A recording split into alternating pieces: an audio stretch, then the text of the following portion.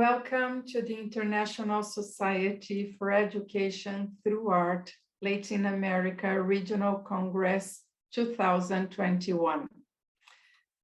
Rita Irwin is a distinguished university scholar, professor of art education and curriculum studies, former associate dean of teacher education and head of Department of Curriculum Studies at the University of British Columbia, Vancouver, Canada.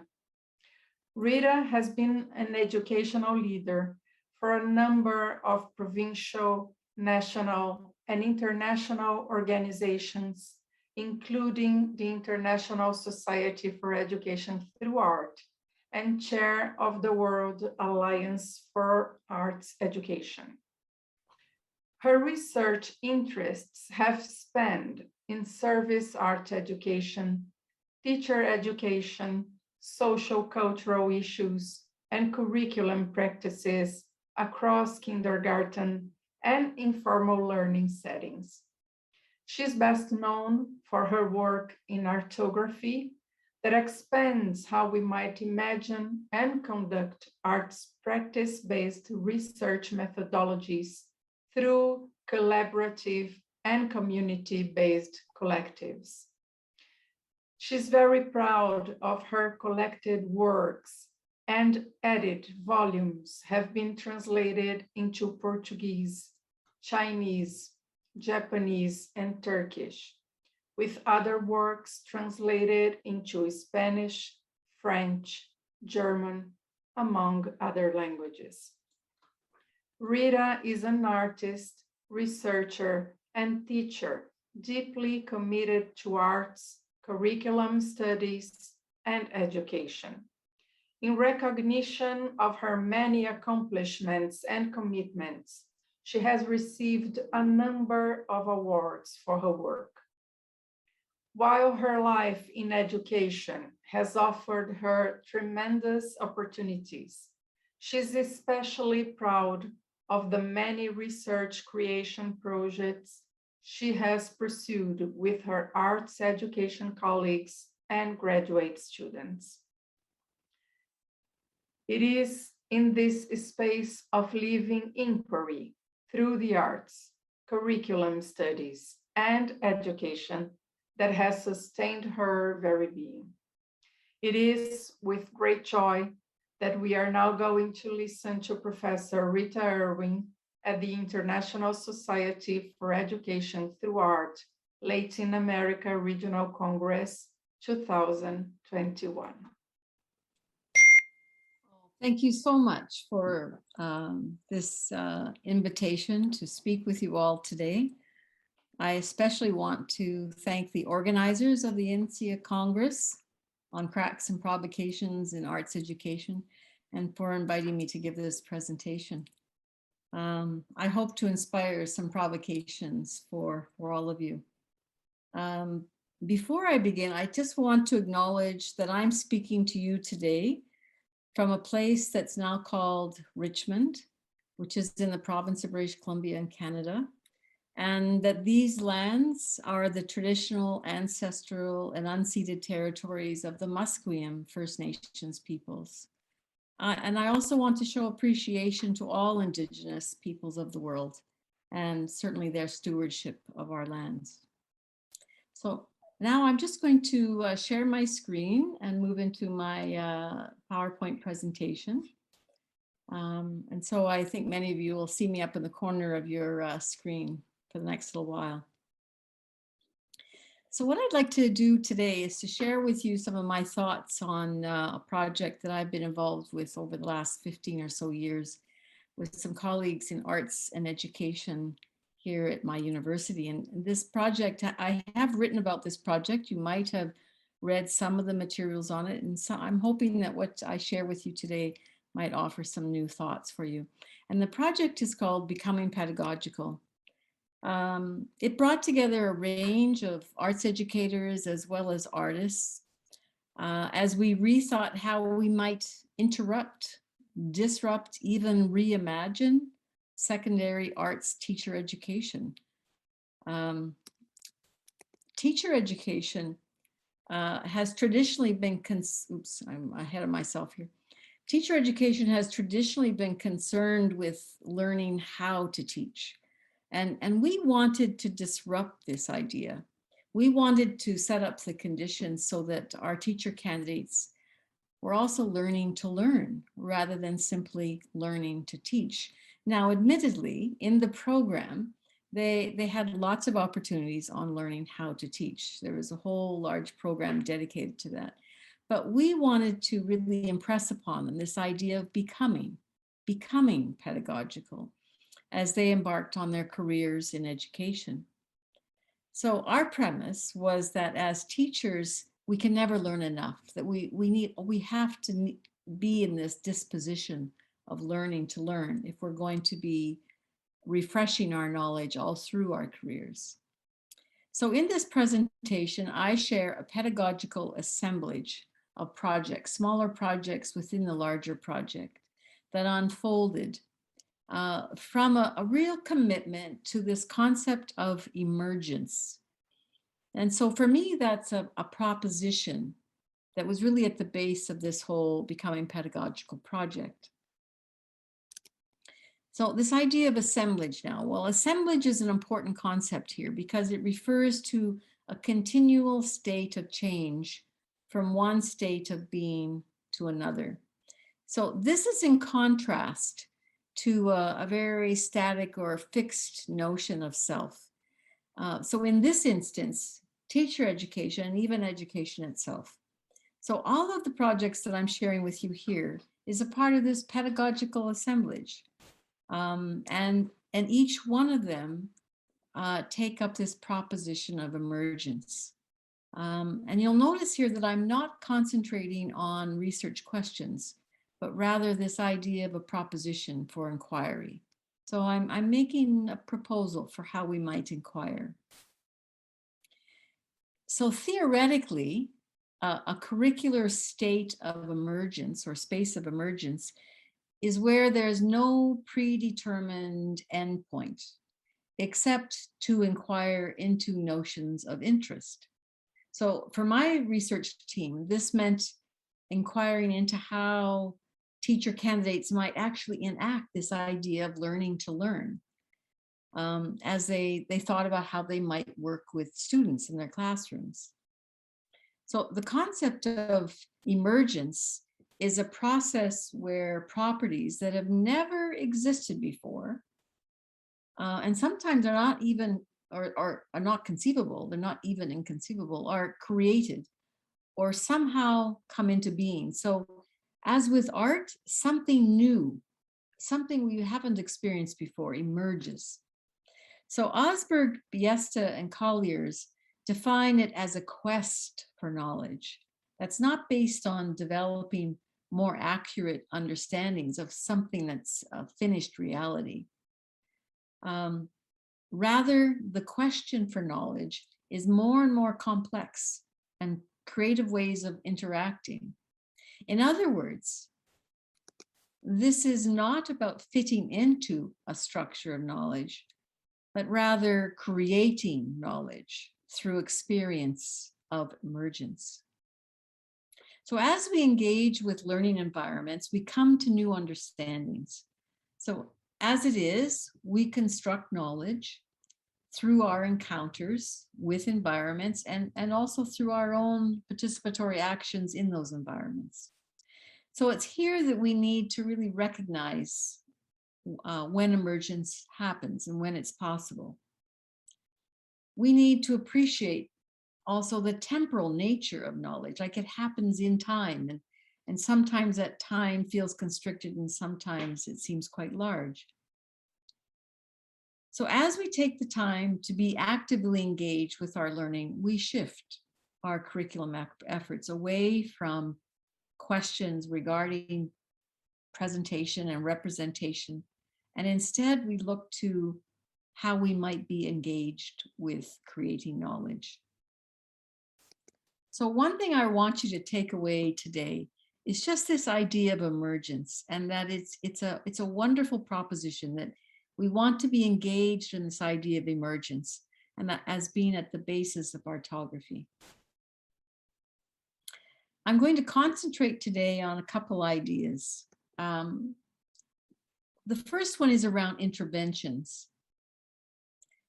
And I define an intervention as what an intervention is concerned with creating provocative differences that inspire learning experiences for or with others. So in this instance, what is important to remember here is that one instance needs other instances. So we do not come to understand through one experience.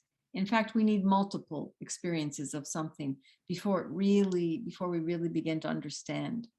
So that's the idea of an intervention. We need to try something different, and we need multiple experiences of that difference before it makes an impact.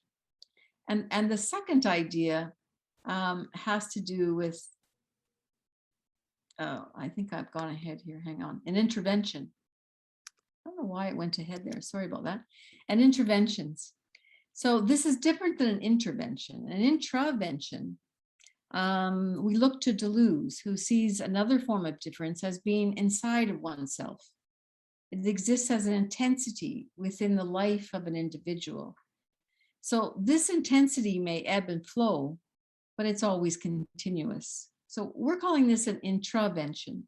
So the intervention is something we're doing to or with others, whereas an intravention happens within ourselves. So in both instances, Deleuze understands multiplicities as differentiating process, just continually differentiating processes. They can't be quantified.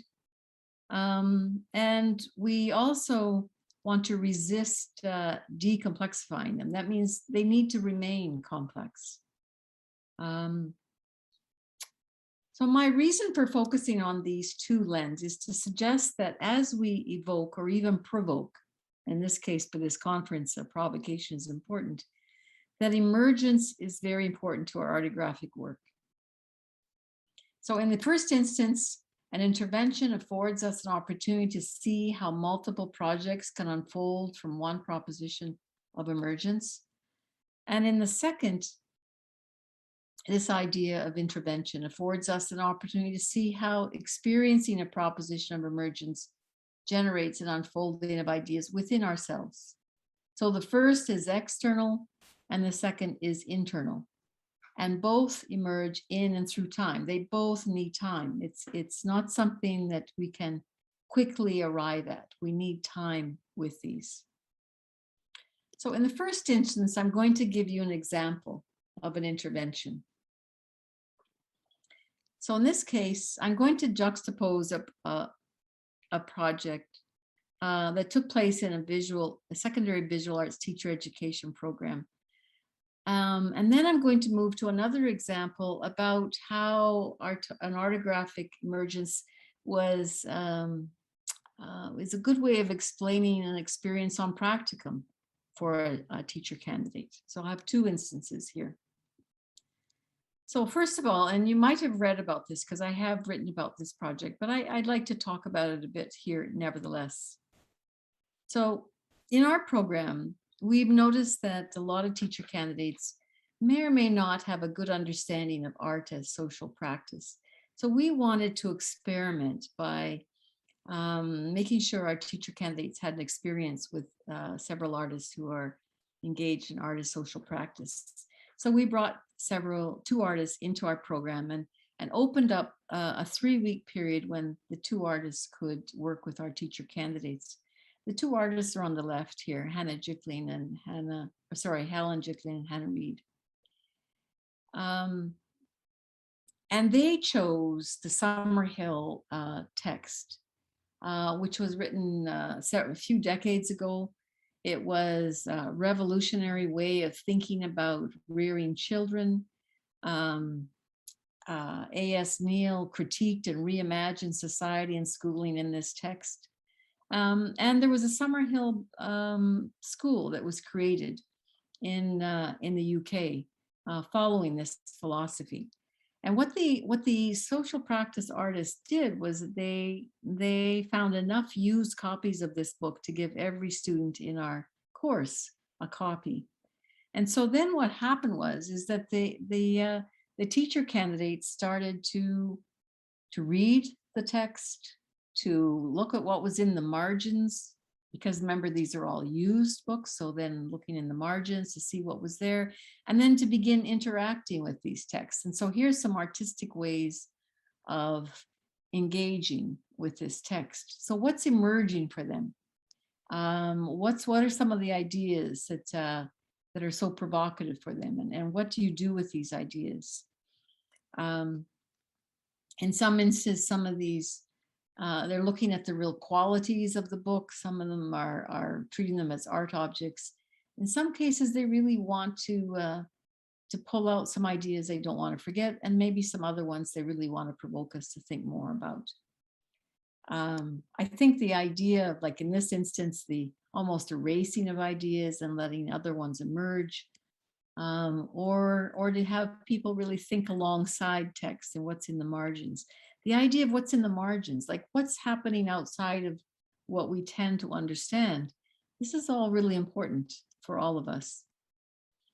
They not only looked at these books, but they decided to take the students on a field trip. And we went just a little bit out beyond the university to some natural spaces, took the books, talked about the books, some of the material in the books there, went on walks. So there was this also taking learning beyond the university into some other milieu, and to really talk about what happens when we go into these new spaces. And ironically, as they were finding, they started to look for, again, thinking about emergence, what's emerging. So another idea was, well, are there other places called Summerhill? And they discovered there was a Summerhill senior citizen residence. So many of them took another field trip to that residence. So that was a really exciting way and when they were at that residence, they really thought differently about what was teaching and learning, especially in the arts. They also decided to do a new version of the book. And so as they worked into the book, they decided to go to a bookbinding, I should say, place. So they learned about bookbinding, and eventually we created a new book. And you can see all of the student names and how we revised the book. And so you can see there's 40 copies of the book here. And eventually we decided to put on an exhibition of the used books. You can see them there, and also, oops, sorry. And as I showed you there, there was also a copy of all the books there, 1 to 40.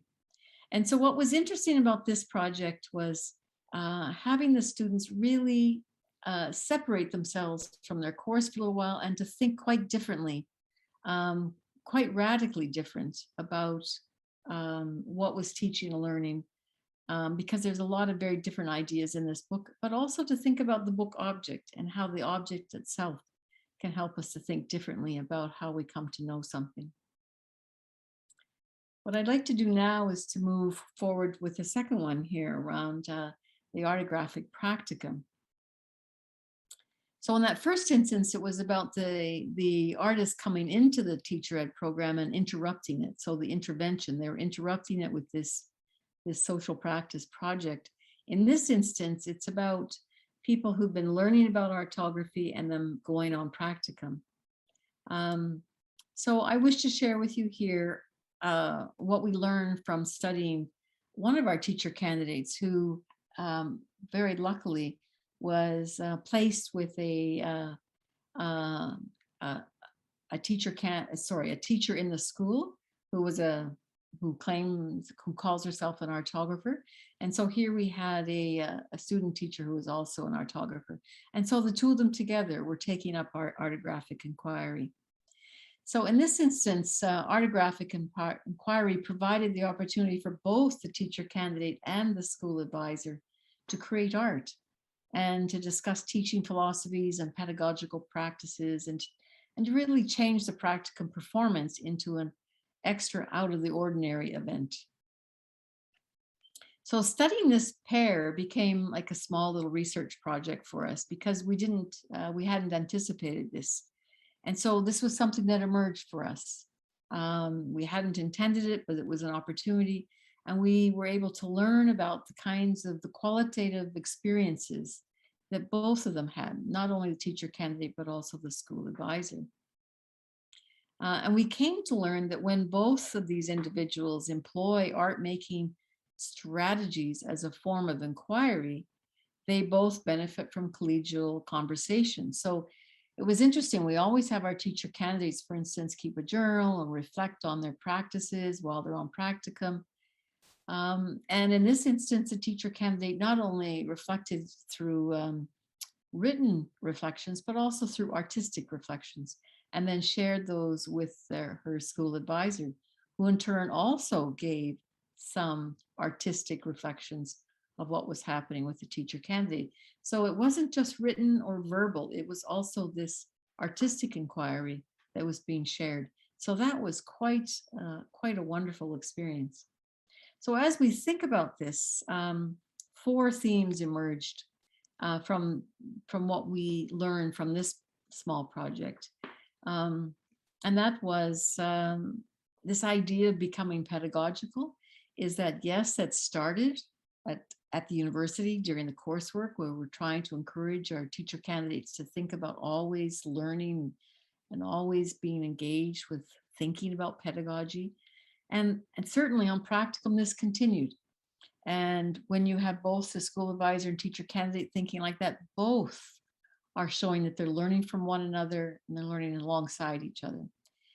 What was so interesting here was this idea of becoming through art making, that both of them engaged in art making practices as they reflected on their experiences, made a big impact on their what each was learning. And that this idea of becoming an active inquirer, always in the state of inquiry, and this idea of becoming relational, that this was really important between them. That it wasn't just about the teachers with the students in the classroom, it was also between the school advisor and the teacher candidate.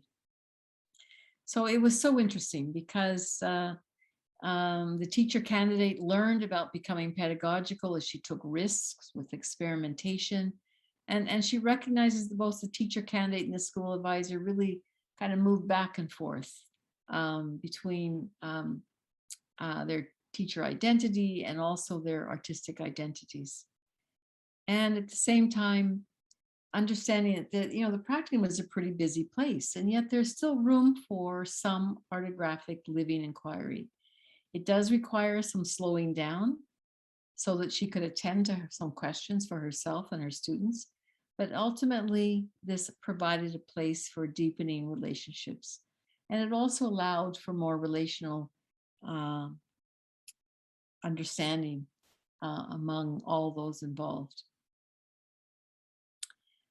So now I'd like to move to this idea of intraventions. So in this portion of the presentation, I just want to share a couple projects that came about from, and this was very much a surprise to us, because when we designed this project, we weren't really thinking about us. We were thinking more about the teacher candidates and how we could add a provocation to the teacher ed program. We hadn't really fully anticipated how it was going to affect us as instructors. And we had 2 PhD candidates who were teaching a couple of the courses that our teacher candidates were taking at the time. And as a result, both of them experienced these teacher candidates before and after the time when the artists who were involved in social practice came into our program. And so they saw the difference with our teacher candidates. And they saw the difference in what the implications were for themselves and how they thought about teacher education and how they thought about their own program. So as a result of this, we began to conceptualize what happened for each of us, all of us who were involved in the research project, the ones who were teaching the students and the one who were researching. And we began to look at those inward looking conceptual realizations that change our trajectories of inquiry. So the intervention was an externally organized interruption into the program, but what happened for each of us was that it changed our own individual inquiry. So it ultimately changed us as well, is what I'm saying.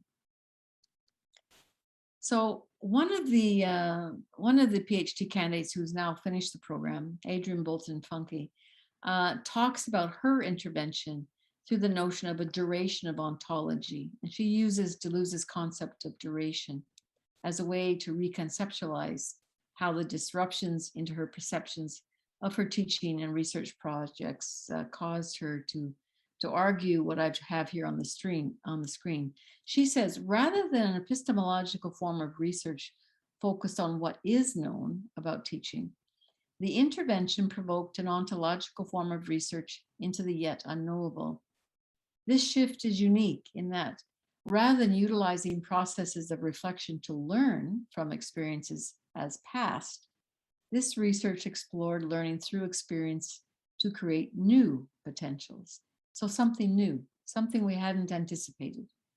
So this shift displaces the discrete compartmentalization of time as past, present, and future, and instead favors an attentiveness to the embodied, affective dimension of experience that draws both memories and future desires into the present. So it becomes about the here and now. So we spend a lot of time reflecting in teacher education. This is more about what are we learning for right now? And how can we take this forward? So for her, this intervention really caused her to re-examine the hierarchical power structures between teachers in our teacher ed program and students in our program. And how really we need to spend more time learning alongside each other. So even as instructors, we need to be becoming pedagogical, that we also need to be learning alongside our teacher candidates. Another person that was really involved as an instructor and also a PhD student at the time, her name is Natalie LeBlanc. And she extends this discussion by thinking about a metaphor that she uses a lot called the wake of ontology. So metaphorically, the wake is what's left behind a moving boat, you know, as the kind of ripple effects behind a boat as it's moving forward. And so those are traces of movement that eventually recede off into the distance. So for her, the intervention is where we feel our own becoming with an aesthetic network that is distributed in time and space.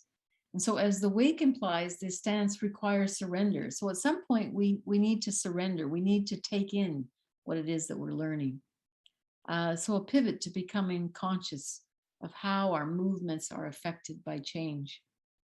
So the intervention as the wake is the semblance of an event, a lived abstraction of the event that makes it qualitatively more intense. So it's so interesting to me that even though this was just a 3-week interruption into the program, that intervention was just basically 3 weeks, we felt it. We felt the ripple effects of it. We felt the wake of it all through the following year with our teacher candidates. We would keep coming back to it. We would keep reminding ourselves of what it was we'd learned in that time and how we might want to take it up further.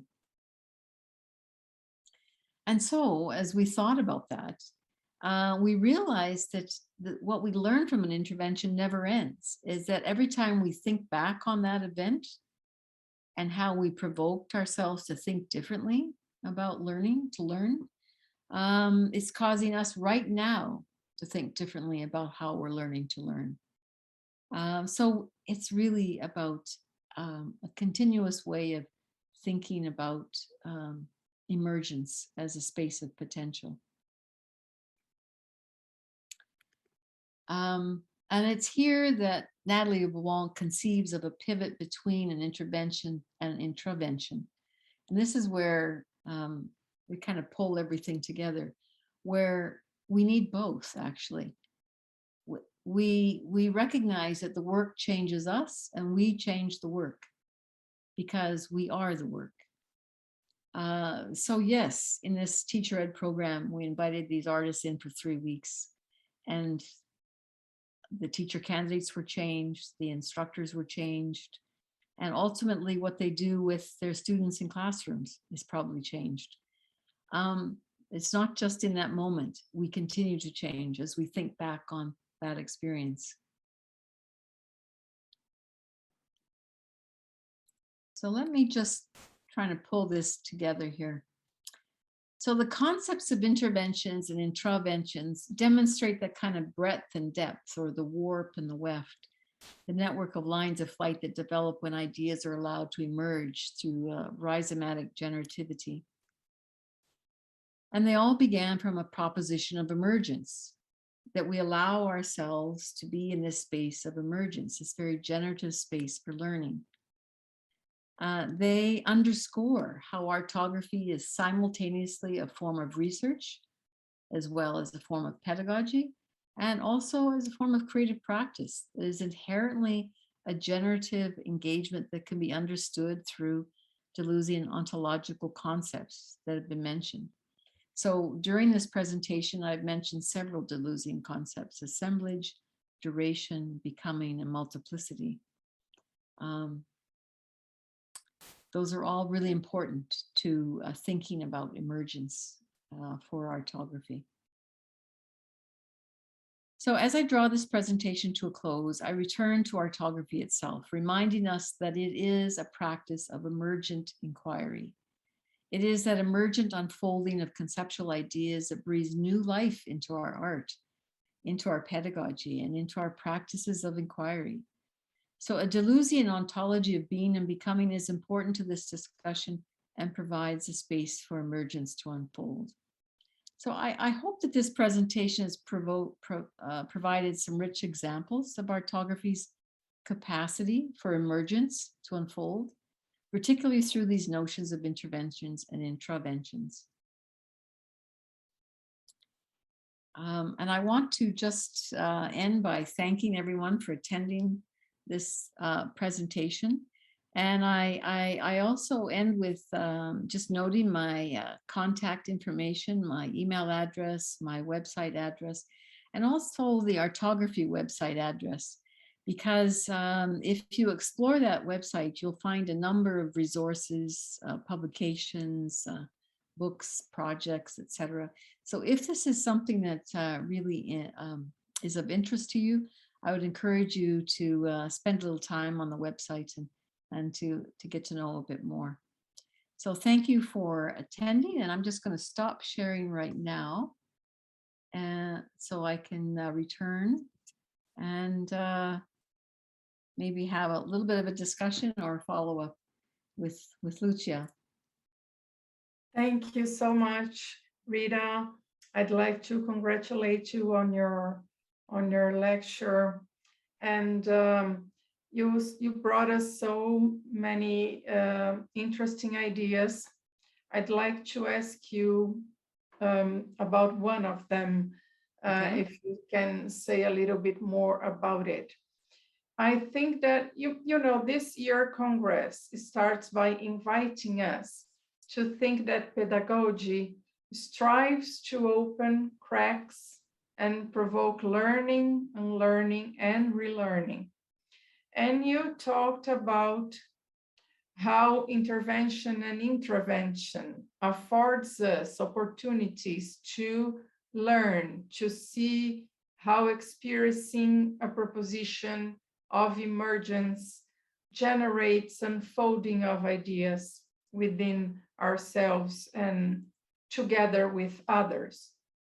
So I'd like to know if you can talk a little bit more about how do you think this intervention and intravention can be present in all of us? We are in a Latin America Congress, and schools are very different around these places we are in.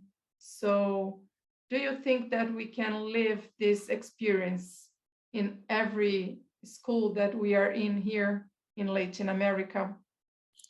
Well, that's such a good question. Thank you. You know, one thing I've thought about a lot in my career is that we have art in our curriculum so that students will not only learn about the world as a visual place, but also to be thinking differently, to take some risks, to be creative, to disrupt some of what we've learned in other disciplines, perhaps, or to be provocative. So I think that our art education classrooms should be a different experience from other classrooms. So if an art education classroom feels like a social studies classroom or a language classroom or a science classroom, then we're probably not doing a good job. So what I'm suggesting here is, when we invite artists in, they can get us to think differently. Oftentimes they can provoke us to take up ideas that perhaps we hadn't thought about. But more importantly, here in this presentation, we were disrupting even the structures of education. Now, admittedly, that's a privilege that we could take 3 weeks and not assess it, not evaluate it. What I mean by that is that we weren't testing the students on anything. We weren't having them submit something for assessment based on those 3 weeks. It was simply there as an experience to get them to learn to learn.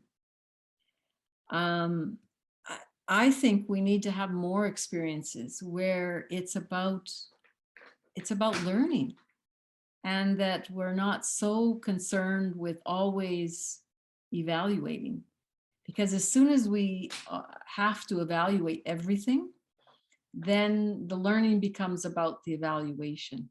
It becomes destined for that. What happens when you give emergence more credibility is it goes somewhere you didn't anticipate. So it goes like, it's like when the artist brought in the Summerhill text, I never thought of the Summerhill text as being a text for art education. And then we looked at what was in the margins. I never thought of that before. When we went on a field trip to a place called Summerhill, I never thought of that before. So there was all these things that began to emerge. And then at every step, students were learning something different. So when you opened the question with, this conference is on cracks and provocations, I think that's a wonderful concept, by the way, for a conference. Because, Leonard Cohen, who's a Canadian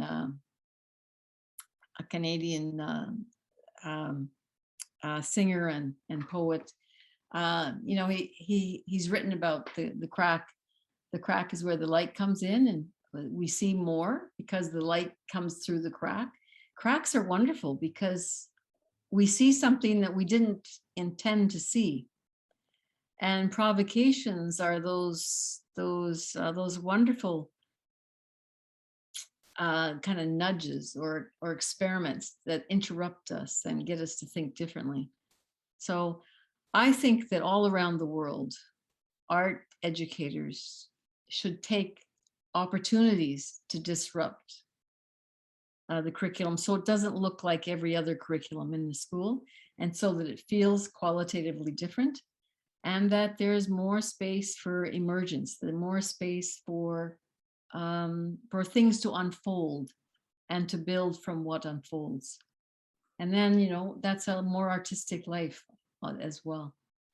I know that's a long answer, but hopefully it's a beautiful answer. And I'd like to know if I can ask you one more question.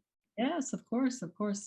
Rita, do you think that orthography went through or suffered any conceptual or methodological changes during the pandemic? Oh, wow, that's an interesting question. It's interesting to me because when I look at my own graduate student community, before the pandemic, we met regularly. We would have, I'll give you an example. We had we'd meet like monthly and go for an extended walk. We were creative together, and we read together and discussed together. And when the pandemic came and we couldn't do that, as a group, we decided to come together actually every 2 weeks, but have gone on our own independent walks and to share images, some discussions on our readings and so it's interesting to me. It's like the pandemic taught me that we need our own inquiries, our own artistic inquiries, even more. It's like it's a lifeline. It's a lifeline to ourselves. It's a lifetime to one another, that we absolutely need to be involved in our own artistic exploration and inquiry. It really saves us in a time when we feel isolated, cut off, and certainly separate from others. So artography kind of, where I am anyway, artography became even bigger. It seemed like it was more important in what it offered. Yeah, I really learned a lot there about what people need. People need to be together, and they need to be continuously working on their own creative work. I knew that before, but I learned it in a whole new way during the pandemic. Wow, that's amazing. Mm-hmm. Well, thank you so much, Rita. Due to our speaking time today, we need to close now. It's a pity, but I want to thank you so much for the opportunity to be here with you, to listen to you, and to learn a lot during this time we've been together. I thank you so much, Rita Irwin, and thank you all for participating. Bye-bye. Gracias. Obrigada.